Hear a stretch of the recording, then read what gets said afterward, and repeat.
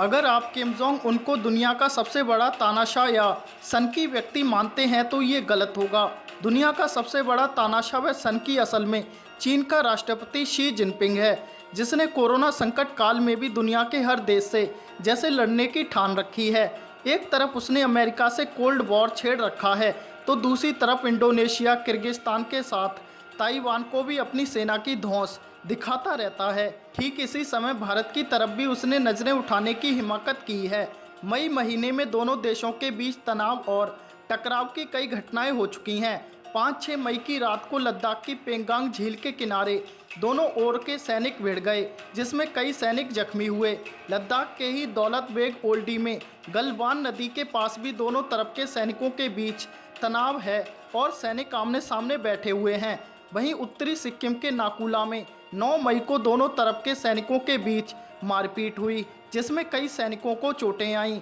अब भारत और चीन की सीमा यानी लाइन ऑफ एक्चुअल कंट्रोल पर तनाव बढ़ाने वाली एक और खबर आई है। हिमाचल प्रदेश के लाहौल स्पीति जिले के कौरिक इलाके में चीनी हेलीकॉप्टर ने भारतीय वायु सीमा का उल्लंघन किया है। इसी हफ्ते घटी इस घटना में चीनी हेलीकॉप्टर भारतीय सीमा में करीब 12 किलोमीटर तक आ गए थे। इसके बाद जब आईटीबीपी ने इसका विरोध जताया तो कहीं जाकर ये हेलीकॉप्टर भारतीय सीमा से निकलकर तिब्बत की ओर चले गए। बता दें, कौरिक एलएसी का आखिरी गांव है और इससे पहले भी यहां चीनी सेना की गतिविधियां देखी गई हैं। अगस्त 2017 में जब भारत चीन भूटान की सीमा में डोकलाम में आमने सामने आ गए थे, तब भी कौरिक के पास चीनी सेना की हरकतें देखी गई थी। तब स्थानीय निवासियों ने बताया था कि चीनी सेना ने एलएसी के पास निर्माण कार्य शुरू किए हैं और चीनी हेलीकॉप्टरों की आवाजाही बढ़ गई है। गौरतलब है कि 2012 में भी चीनी हेलीकॉप्टरों ने भारतीय वायु सीमा का उल्लंघन किया था और तब हिमाचल प्रदेश के तत्कालीन मुख्यमंत्री प्रेम कुमार धूमल ने सीमा पर चौकसी मजबूत करने की मांग भी की थी।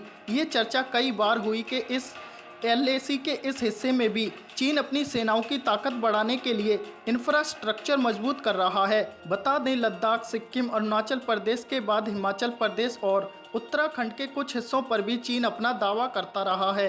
हिमाचल प्रदेश के लाहौल स्पीति के कौरिक और किन्नौर के शिप्की ला पर चीन का दावा है।